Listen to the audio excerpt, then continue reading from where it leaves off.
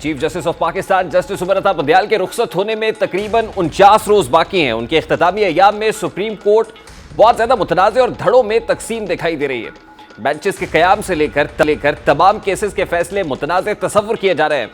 ऐसे वक्त में जब पाकिस्तान की सियासत का दारोमदार इन्हीं केसेस पर है जो सुप्रीम कोर्ट में ज़ेरे समाअत है, उनका मुतनाज़ हो जाना या बना दिया जाना खासी तशवीशनाक बात है। ख्याल किया जाता है कि सुप्रीम कोर्ट को इस मकाम तक पहुंचाने में चीफ जस्टिस के किरदार में काफ़ी उनका अमल दखल है। आज सुप्रीम कोर्ट ने सिविलियन के मिलिट्री कोर्ट में ट्रायल के खिलाफ दायर दरखास्तों की पहली समाअत का हुक्मनामा जारी किया है, जिसमें 3 जजेस के इजाफी नोट्स शामिल हैं। उनमें एक नोट जस्टिस काजी फाइज ईसा का भी है, जो कुछ रोज कबल सुप्रीम कोर्ट की वेबसाइट पर जारी होने के कुछ ही लम्हात के बाद हटा लिया गया था। इस केस की समाअत शुरू से ही मुतनाज़ थी, क्योंकि केस की समाअत से कबल ही चीफ जस्टिस ने कुछ सीनियर वकला से मुलाकात की थी, जो खुद इस केस में बतौर फरीक शामिल थे। इस मुलाकात के बाद ही ये केस फौरी समाअत के लिए मुकर्रर हुआ और इस अमल ने हुकूमत को सुप्रीम कोर्ट पर तनकीद का एक और मौका या जवाब फराहम कर दिया। ईद से कबल इस केस की समाअत गैर मुअय्यना मुद्दत तक के लिए मुलतवी कर दी गई थी, लेकिन ईद से एक रोज कबल चीफ जस्टिस ने 3 ऐसे यूट्यूबर्स से मुलाकात की जो कोर्ट रिपोर्टिंग करते हैं और उनको पीटीआई का हम ख्याल सहाफ़ी समझा जाता है।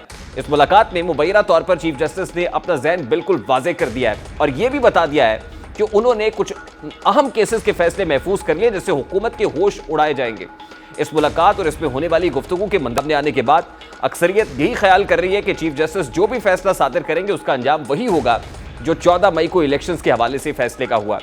चीफ जस्टिस ने जिन 3 अफराद से मुलाकात की है, उनमें सिद्दीक जान, आबिद अंदलीब और अहमद अदील सरफराज शामिल है। ज़राए के मुताबिक मुबैना तौर पर इस मुलाकात में चीफ जस्टिस का कहना था कि बानी तहरीक इंसाफ ने पंजाब और केपीकी की असम्बलियां तहलील करके सबसे बड़ी हमाकत की है। दूसरा अहम नुकता जो चीफ जस्टिस ने कहा वो ये था कि 9 मई के बाद की सूरत हाल चेयरमैन पीटीआई के लिए यकसर तब्दील हो गई है। इस वक्त चेयरमैन पीटीआई शदीद मसले में है। चीफ जस्टिस ने यूट्यूबर्स को अदालती बहरान पर भी कहा कि काजी फाइज ईसा को मैंने समझाने की पूरी कोशिश की है, मगर वो अपने मौक़िफ़ से हटने को तैयार नहीं है।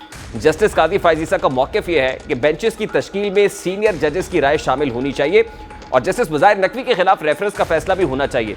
मुबैना तौर पर उनका यह भी कहना है कि अदालती बहरान के हवाले से ये कहा है कि इस्लामाबाद हाई कोर्ट के चीफ जस्टिस आमिर फारूक और 2 और सीनियर जजेस अपनी जजमेंट्स में सीनियर्स की राय का एहतराम नहीं करते। चीफ जस्टिस उमर अता बंदयाल ने अपने हुकूमत के बारे में गुस्से का इजहार करते हुए कहा कि आइंदा दिनों में उन्होंने कुछ फैसले लिखे हुए हैं जो हुकूमत को ठीक कर देंगे। ये सब बातें रिपोर्टेडली हो रही हैं। एलिजिडली ये कहा जा रहा है कि इस मुलाकात के अंदर जो बातें हुई हैं वो चीफ जस्टिस से मंसूब करके बताई जा रही है कि उन्हें साबित कदम रहने और झुकने से इनकार करने का मशवरा देते हुए कहा गया है कि सबको बर्दाश्त करें। केसेस पर भी चीफ जस्टिस ने यूट्यूबर्स को एतमाद में लिया है और कहा है कि supreme court practice and procedure bill पर ईद के फौरी बाद बहस होगी। इस मसले को मैंने हल करके जाने। ये जो मुलाकात हुई है ये 27 जून की मुलाकात है, जिसका अहवाल या मंजरनामा अब बाहर आना शुरू हो गया है। इस मुलाकात के बाद जो गुफ्तगू सामने आई है, बज़ाहिर उसकी मुलाकात में शामिल सहाफ़ी सिद्दीक जान ने तरदीद की है, लेकिन उन्होंने चीफ जस्टिस से मुलाकात की तरदीद नहीं की। ये नहीं कहा कि चीफ जस्टिस से मुलाकात सिरे से हुई नहीं है। अब यह सवाल यह है कि क्या ये महज एक इत्तफाक है कि चीफ जस्टिस इन्हीं यूट्यूबर्स को खुफिया तौर पर मिले हैं जिनका झुकाव चेयरमैन तहरीक इंसाफ या तहरीक इंसाफ की तरफ है। पाकिस्तान अदलिया के या इंसाफ के इंडेक्स में तो 129वें नंबर पर है और अवाम इंसाफ के मुंतज़िर है, मगर चीफ जस्टिस साहब की बयानियाँ बनाने वाले यूट्यूबर्स और ऐसे अफराद से मुलाकातें जो सियासी केसेस में फरीक है, वो भी ऐसे वक्त में जब उनकी मुद्दत मुलाजमत ख़त्म होने में चंद रोज़ बाकी रह गए हैं। क्या कोई बयानियाँ बनाने की कोशिश की जा रही है? गुज़श्ता कुछ बरसों में हमारे मुल्क की अदलिया का तासुर ऐसा बन चुका है कि जैसे वो किसी के ज़ेरे असर फैसले कर रही है और किसी खास जमात को फ़ायदा पहुँचाने के लिए काम कर रही है।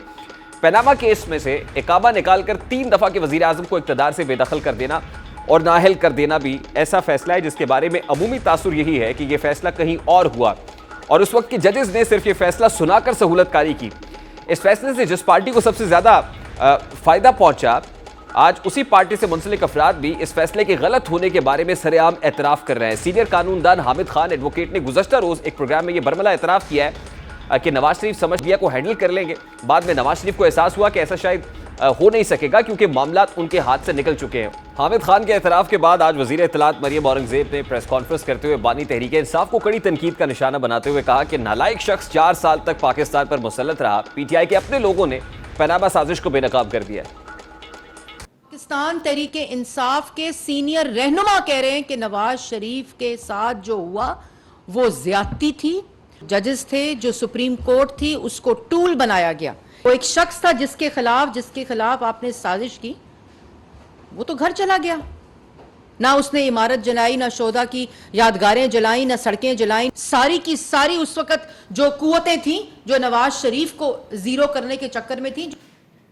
अब चीफ जस्टिस ऑफ पाकिस्तान की 3 यूट्यूबर से मुबैना मुलाकात, खुद तहरीक इंसाफ के अपने लोगों का ये कहना कि उस वक्त पनामा का जो मामला था वो कहीं और लिखा गया था फैसला, और सुप्रीम कोर्ट ऑफ पाकिस्तान से सिर्फ पढ़कर सुनाया गया। फिर सुप्रीम कोर्ट ऑफ पाकिस्तान के अपने ही जो चीफ जस्टिस के अपने ही ब्रदर जजेस के इख्तलाफी नोट्स सामने आना, जिसमें वो खुद चीफ जस्टिस ऑफ पाकिस्तान पर सीरियस एलिगेशंस लगा रहे हैं, संजीदा एतराज़ात उठा रहे हैं, ये सारे के सारे प्रोसेस को खासा मुतनाज़ बना रहे हैं।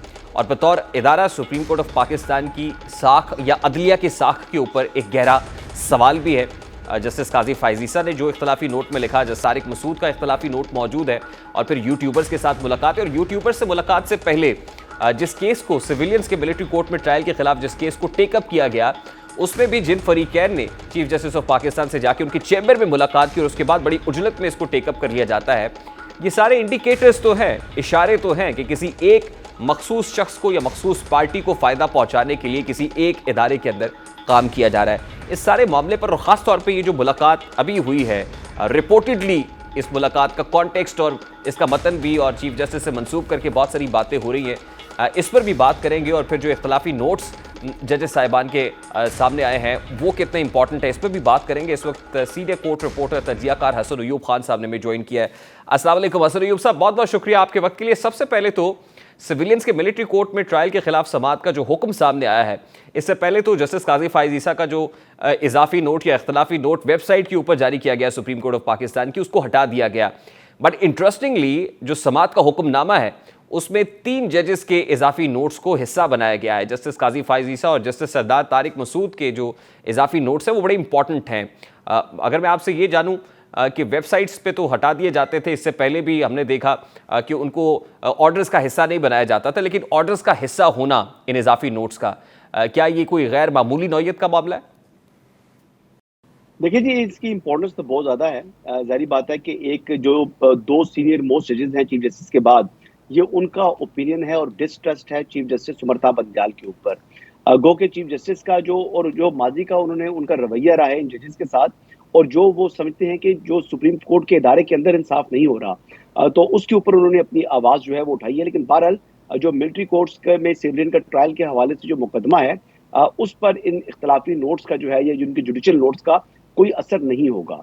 लेकिन एक चीज बड़ी वाज़ेह हो रही है कि चीफ जस्टिस उमरता बंदयाल ने एक सेट पैटर्न के तरीके से जो अपने लाइक माइंडेड जजेस हैं उनको ही जो है अहम नौयत के मुकदमात में वो शामिल कर रहे थे।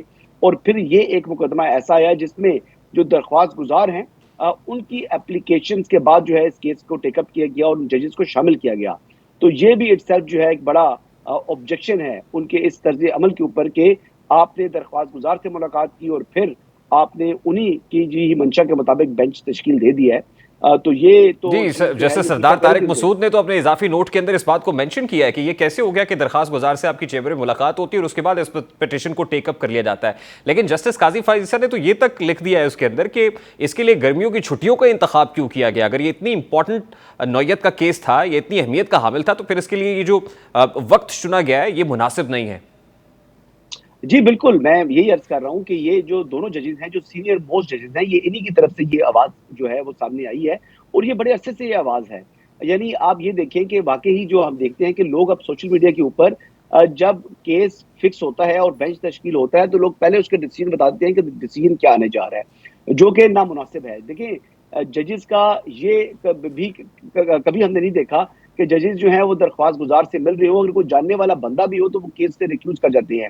जब कोई अगर आदमी को दरख्वास्त गुजार मुलाकात कर ले तो फिर वो जज जो है वो केस नहीं सुनता। चीफ जस्टिस ये भी कर सकते थे कि अपने अलावा किसी और की सरबराही में बेंच तश्कील दे देते। ये कोई फर्ज ऐन नहीं था कि चीफ जस्टिस ने खुद ही ये केस सुनना है।